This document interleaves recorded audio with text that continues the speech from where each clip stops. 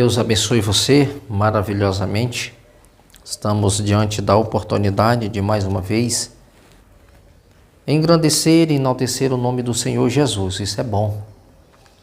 Quando nós paramos um pouco para refletir sobre a palavra de Deus e os princípios que estão inseridos nela, para que nós venhamos assim a cada dia sermos basilados por esta palavra. Hoje eu quero falar com você acerca da obediência. É tão importante que quando nós paramos um pouco para refletir sobre este assunto, nós vamos ver alguns homens de Deus que obedeceram ao Senhor, que acharam graça diante de Deus, e as recomendações de Jesus para que nós venhamos também obedecer. E o maior exemplo de obediência, o próprio Jesus, ele dá exemplo. Mas eu quero começar com um homem que a Bíblia diz lá em Gênesis capítulo 6, versículo de número 22, que diz: Noé achou graça diante de Deus. Olha só, em um mundo corrompido, onde as pessoas não estavam ali querendo nem buscando algum princípio para que assim eles pudessem obedecer, o povo vivendo por conta própria, mas dentre aquele povo que estava vivendo naquela condição, o Senhor encontra um homem aonde o Senhor viu graça nele. Aquele homem estava ali exercendo um papel diferente daqueles que estavam fazendo. É por isso que cada pessoa hoje, você pode fazer a diferença. E muitos vão dizer, não, mas o mundo está desse jeito, o mundo é assim mesmo, as pessoas estão dessa forma. Mas você pode fazer a diferença. Você pode ser diferente porque Noé, em um mundo corrompido, o Senhor achou graça diante de Noé. E isso é importante. E é tão importante que a Bíblia diz no verso 9 que Noé andou com Deus. Olha só, andar com Deus é submeter-se aos seus princípios, à sua ordenância e viver de acordo com aquilo que o próprio Deus estabelece na sua palavra. Você está andando com Deus porque você está submetendo ao seu senhorio. Você está andando segundo a condução de Deus. Isso é andar com Deus.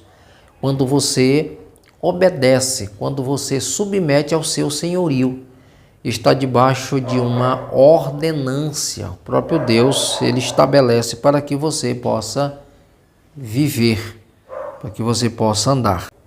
João 14, verso 15. Se me amardes, guardareis os meus mandamentos.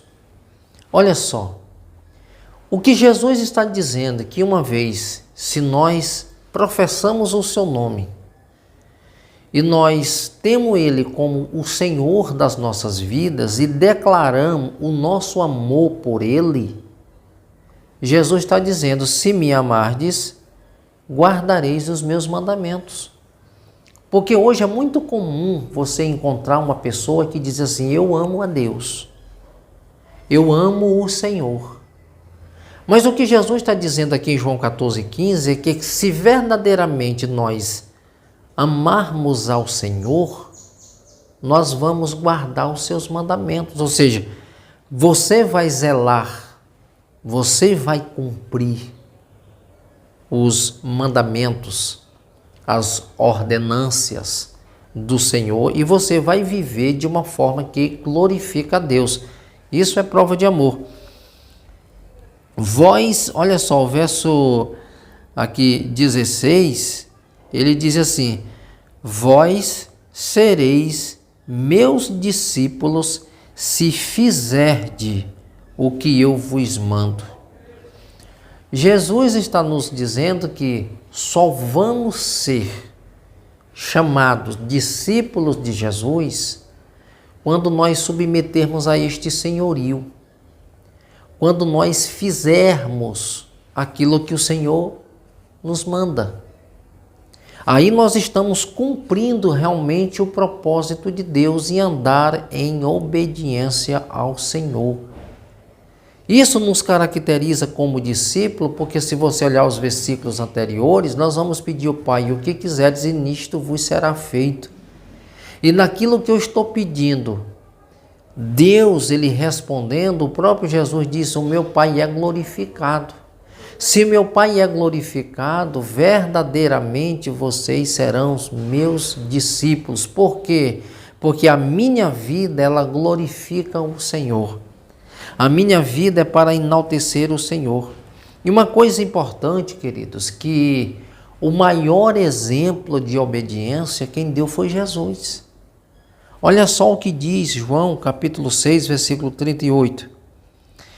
Eu desci do céu, não para fazer minha vontade, mas a vontade daquele que me enviou. É Jesus que está dizendo isso. Jesus, ele disse, olha, eu não desci do céu para fazer o que eu quero, para fazer a minha vontade. Aqui quebra todo aquele paradigma de um homem achar que eu posso tomar decisões por mim mesmo e fazer aquilo que eu quero, uma vez eu sendo um cristão. Nós temos que ter esse entendimento. Porque uma vez nós sendo cristãos, nós não devemos fazer o que queremos. Quando eu falo fazer o que queremos, é tomar decisões sem consultar ao Senhor, sem uma orientação de Deus, sem uma condução do Senhor.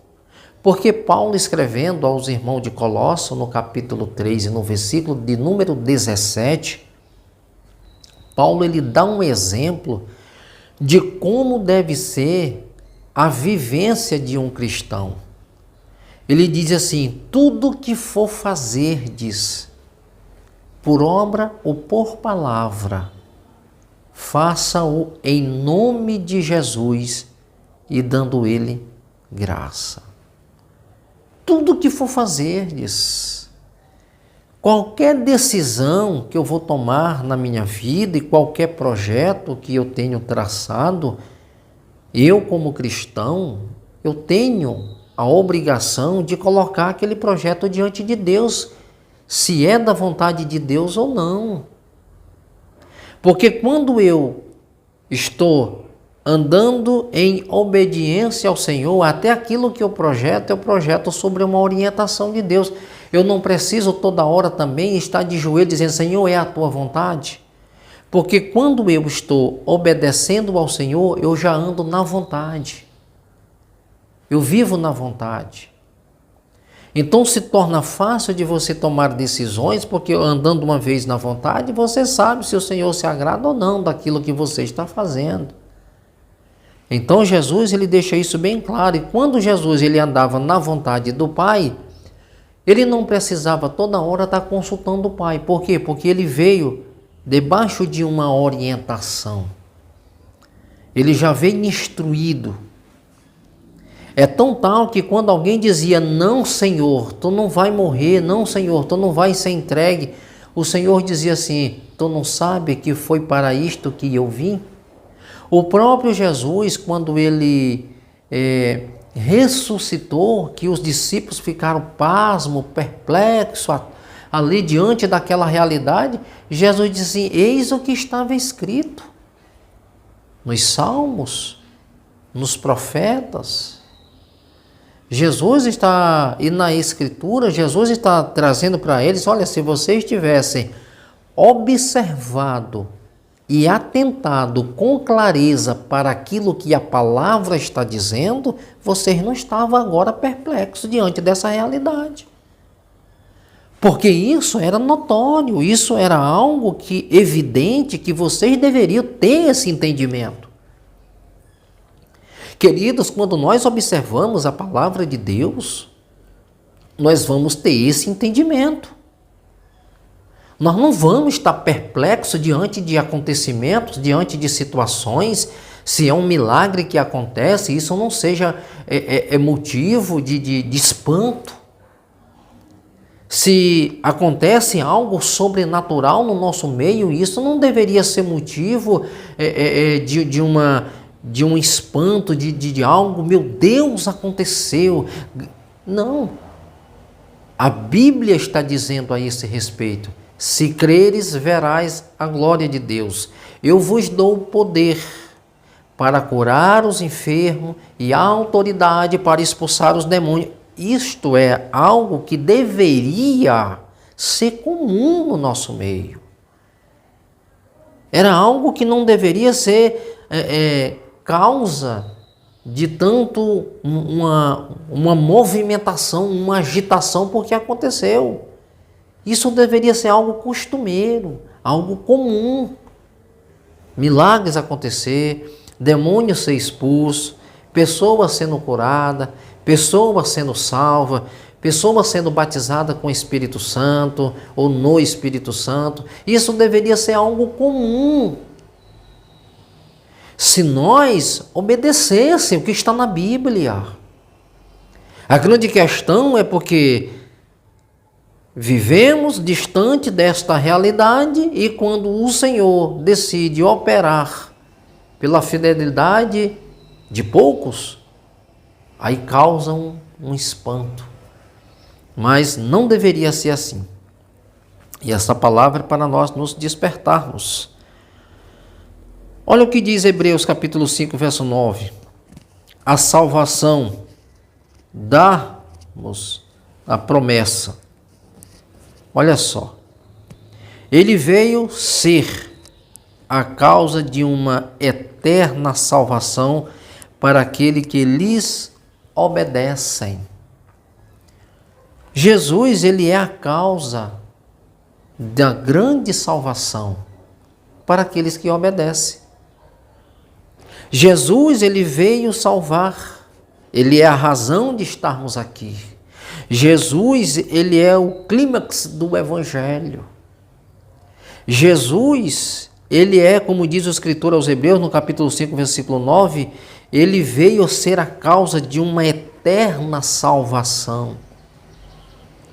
Porque Jesus, lá na cruz, ele nos comprou, ele nos trouxe de volta, ele nos resgatou para o Pai. Ele devolve-nos, ele nos integra novamente nesse reino, para que nós tenhamos a condição de ser chamado de filho e Deus ser verdadeiramente o nosso Pai. Então ele veio ser a causa de uma eterna salvação.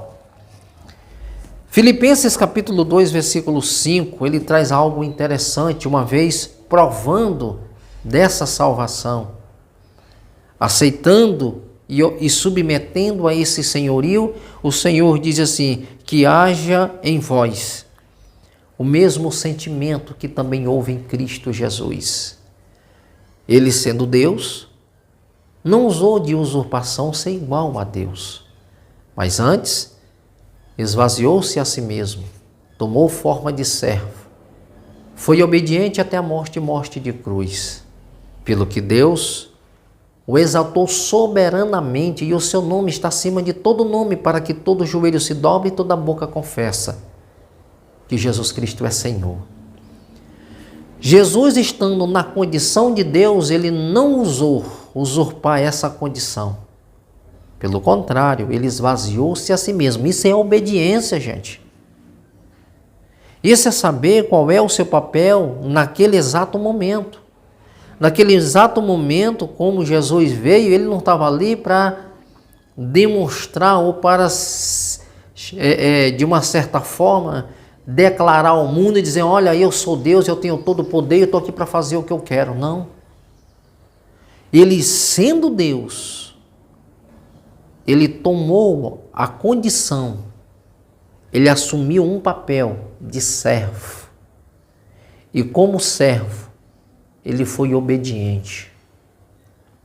Ele submeteu às condições que o Pai estabeleceu para ele viver e andar. É por isso que muitas vezes Jesus disse: eu não faço nada de mim mesmo. Tudo que eu faço porque o meu Pai mandou. Porque eu estou no Pai e o Pai está em mim. Você vai ver isso em João 14. Então isso é uma prova clássica de que Jesus está no Pai. 2, diz assim: a justiça retida baseia seu caráter sobre as leis de Deus. Olha só, Ezequiel 14:14. Se Deus, olha só o que diz Daniel, verso 9. Você vai encontrar isso aí também no verso 9. Um exemplo clássico aqui, Daniel e Jó. Daniel, um homem justo e limpo diante de Deus. Olha só, Jó, um homem justo e íntegro e temente a Deus, e que se desviava do mal. Ou seja, a justiça de Deus retida, ela baseia-se no seu caráter, sobre as leis de Deus. Por exemplo, Daniel era justo? Sim. Mas veio tentações, calúnia, e eles sofreram alguns danos. Mas uma coisa que eu observo aqui, eles pereceram? Não. Dá um exemplo aqui de Jó. Jó era um homem justo, íntegro, temente a Deus e que se desvia do mal. Veio tentações e catástrofes sobre ele? Veio. A questão é, ele morreu? Não. Deus o poupou. Então se fala aqui de uma justiça baseada no seu caráter, sobre as leis do próprio Deus. Jó era um homem temente a Deus, justo, mas veio tentações. E isso tira aquela questão, eu sou obediente a Deus e isso não vai acontecer nada comigo. Por causa dessa tua obediência pode vir tentações. Mas uma coisa é certa, você não será consumido. Deus, ele vai te preservar, ele vai te sustentar, ele vai te dar condições para que você passe por este vale glorificando a Deus. Nós vamos ver isso na vida de muitos homens de Deus, né? Essa justiça retida, ela baseia-se no caráter do próprio Deus. Acontecem situações, mas você não vai ser consumido. Os apóstolos, por exemplo, Paulo, por muitas vezes, depois de um culto, depois de uma pregação, ele apanhou, ele foi encerrado em prisões, eles padeceram por amor a Cristo, mas o Senhor deu vitória. Terceiro ponto, oração. Isso aqui é importante. A oração é uma obediência, sim. O próprio Jesus diz: orai sem cessar. Nós devemos orar. A oração que move o céu. Daniel capítulo 10, eu vou dar aqui umas referências para você anotar e depois você lê para o vídeo não ficar muito grande. Daniel capítulo 3, versículo 10, capítulo 6, versículo 10 também, mostra que Daniel orava 3 vezes ao dia e a oposição, ela não mudou a rotina de Daniel. Ou seja, quando você tem um hábito de orar, e a oração ela tem que ser um hábito, você tem que tomar isso como um hábito, a oração, nem mesmo os conflitos, os confrontos, a oposição, ela vai impedir de alguém que tem o hábito de orar parar, interromper as suas orações. Daniel orava 3 vezes ao dia e tinha oposição contra Daniel. Mesmo decreto sendo assinado, corroborado pelo rei. Mas mesmo assim, Daniel ele não interrompeu o seu propósito de oração. Então a oração ela faz parte da vida do cristão e o cristão precisa ter como hábito orar. Porque é a oração que nos aproxima de Deus. Orar é falar com Deus. É você estreitar essa relação entre você e Deus através da oração.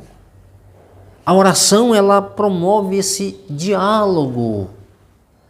Você se aproxima de Deus no diálogo.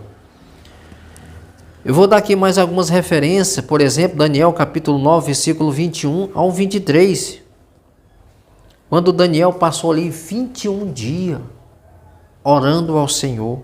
21 dias orando com propósito. E o importante é, no dia que você começar a orar, você estabelece um propósito. Se a resposta não vem no primeiro, no segundo, no terceiro e no quarto, não esmoreça. Continue orando. É por isso que eu disse que nós temos que ter um hábito na oração e orar. Orar sempre. É por isso que Jesus diz: orai sem cessar. É ininterrupto a oração, para que haja avivamento, para que haja verdadeiramente essa conexão. Olha só, Daniel capítulo 10, verso 12. O anjo, ele responde a Daniel e disse: olha, desde o primeiro dia que tu se colocaste diante do Senhor, Ele ouviu a tua oração. Ele ouviu as tuas petições. E uma coisa importante, que quem ora não duvida. Ele não fica oscilante nem se perturba. Olha o que diz Filipenses no capítulo 4, no versículo 6. Não estais inquieto por coisa alguma. Olha só, antes as vossas petições sejam em tudo conhecidas diante de Deus pelas orações e súplicas com ações de graça. Quem não ora não consegue ter esse equilíbrio, não consegue manter essa posição diante de Deus. Mas aquele que tem uma vida de oração, a oração promove nessa pessoa segurança, promove nessa pessoa um equilíbrio, maturidade, e ele vai conseguir passar por todo e qualquer tipo de situação confiando e glorificando o nome do Senhor.